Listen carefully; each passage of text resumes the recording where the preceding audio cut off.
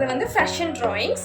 Fashion டிராயிங்ஸ்ன்றது வந்து fashion designers கூட use பண்றது தான் ஃபேஷன் டிராயிங்ஸ்.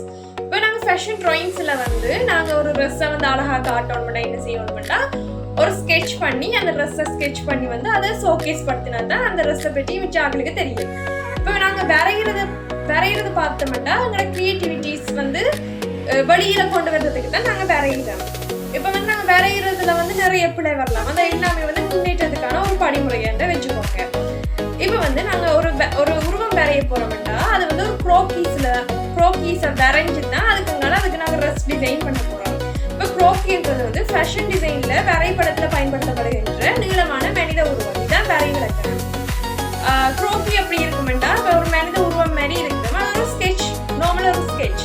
அதில் வந்து ஒரு தலை, மார்பு, ஹிப் இருக்கும், வெஸ்ட் இருக்கும், ஹிப் இருக்கும், தொடை இருக்கும், முழங்கால், மற்றது கால் எல்லாமே இருக்கும். அதில் வந்து நாங்கள் ரசிக்கிறது தான் க்ரோக்கி.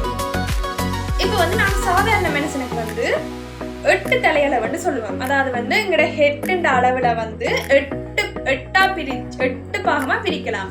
அது வந்து சாதாரணமாக ஒரு மனுஷனுக்கு இருக்கிறது.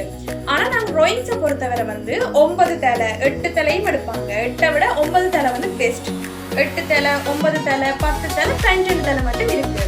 இப்போ நாங்கள் பார்க்க போகிறது எல்லாமே 9 தலை க்ரோக்கீஸ் தான். இப்போ வந்து நாங்கள் ஒரு க்ரோக்கி ப்ராப்பராக வரையணும் மட்டும் இல்லை.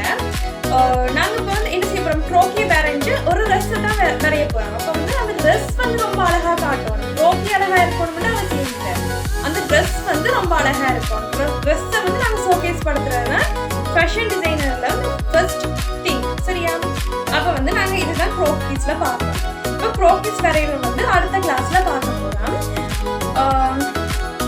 இப்போ வந்து க்ரோக்கியில் வந்து எங்கே இருக்குன்னா க்ரோக்கியில் கால் வந்து ரொம்ப நீட்டாக இருக்கும், உடம்பு வந்து ரொம்ப ஸ்லிம்மாக இருக்கும்.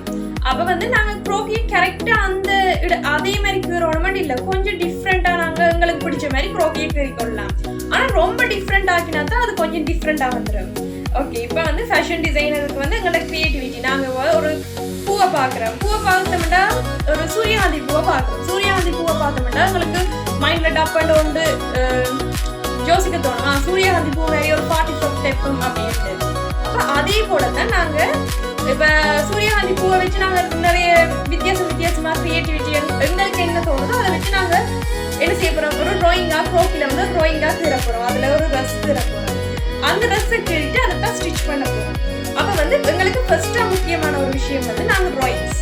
அப்போ வந்து ஃபர்ஸ்ட்டாக ஒரு ஃபேஷன் டிசைனர் என்ன செய்வாங்க, ட்ராயிங்ஸ் கீறுவாங்க. ட்ராயிங்ஸ் கீறி அதை வந்து நாங்கள் ஒரு பேட்டர்ன் ஒன்று பேப்பரில் கட் பண்ணி எடுத்து அதை பேஸ்ட் பண்ணி துணியில் அதை ஸ்டிச் பண்ணி அது கரெக்டானு பார்த்துட்டு இது ஒரிஜினல் ஃபேப்ரிக்கை கட் பண்ணி ஸ்டிச் பண்ண தொடங்குவாங்க. அப்போ இது வந்து ஒரு ஃபேஷன் டிசைனரோட அடிப்படையான ஒரு விஷயம்.